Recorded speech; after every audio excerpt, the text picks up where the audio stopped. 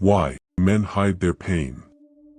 Men hide their pain primarily because of deeply ingrained cultural scripts of masculinity that equate vulnerability with weakness, combined with fear of judgment, loss of status, and practical socialization from childhood.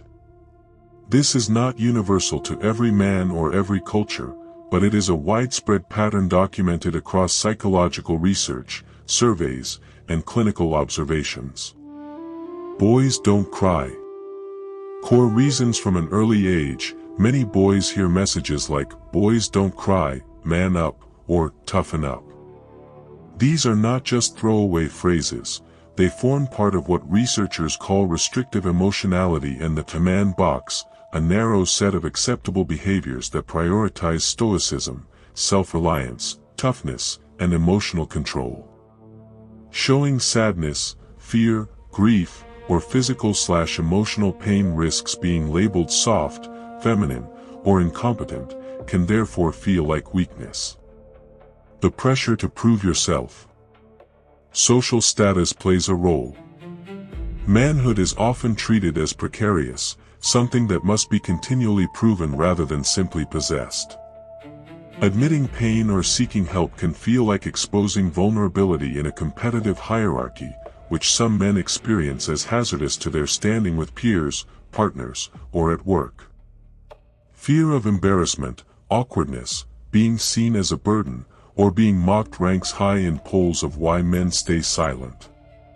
A man may worry about how his friends, partner, family, or colleagues will see him. So instead of saying, "I'm hurting," he may simply say, "I'm fine." When pain has nowhere to go. Fathers, peers, and institutions frequently reinforce this.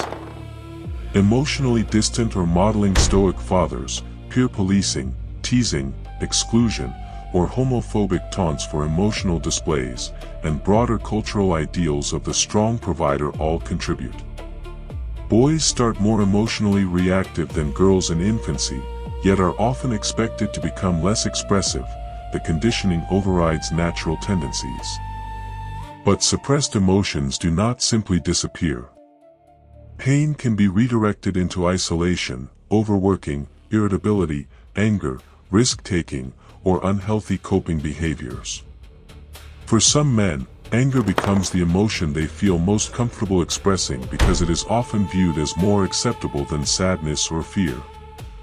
Over time, a man may struggle to identify what he is actually feeling, or find the words to explain it. The hidden face of depression. Anger is frequently the allowed emotion, the one outlet that does not threaten masculine norms as severely. Other feelings get suppressed, redirected into workaholism, isolation, irritability, substance use, or externalizing behaviors. Over time this can produce normative male alexithymia, difficulty identifying and putting feelings into words. This is one reason emotional distress in men can sometimes go unnoticed. Depression does not always look like obvious sadness.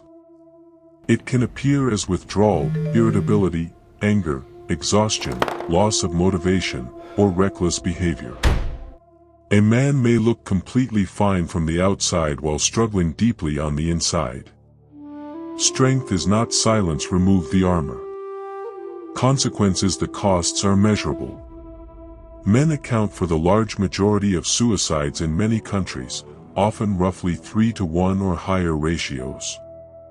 Help seeking for mental health is lower. Distress can actually erode perceived social support for men more than for women, partly because the expectation of self-reliance makes others, and the man himself, less likely to offer or accept aid. Physical health suffers too. Bottled stress links to higher rates of certain illnesses, addiction, and earlier mortality in some data. Depression in men often presents atypically, irritability, withdrawal, risk-taking, and gets missed or relabeled as just stress or his personality. But strength does not mean pretending that nothing hurts.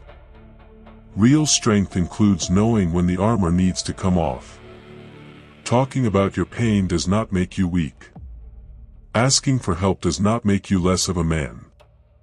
Sometimes, the strongest thing a man can do is simply admit, "I'm not okay." Call to action. This is not pure biology or pure culture, the two interact.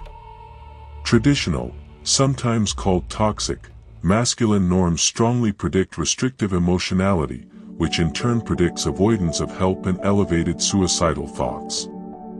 Yet not every man endorses the rigid version, and daily life studies sometimes find smaller behavioral gaps than trait questionnaires suggest, indicating that stereotypes and self-perception also shape the picture.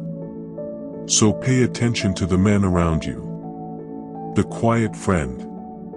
The father who never complains. The brother who always says he is fine. The colleague who carries everyone else's problems but never talks about his own. Sometimes, "Are you really okay?" can be more powerful than we realize. And if you are struggling, you do not have to carry everything alone.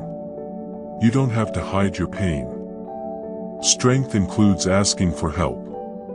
Check on the men in your life. If you're struggling, reach out to a trusted person or a qualified mental health professional.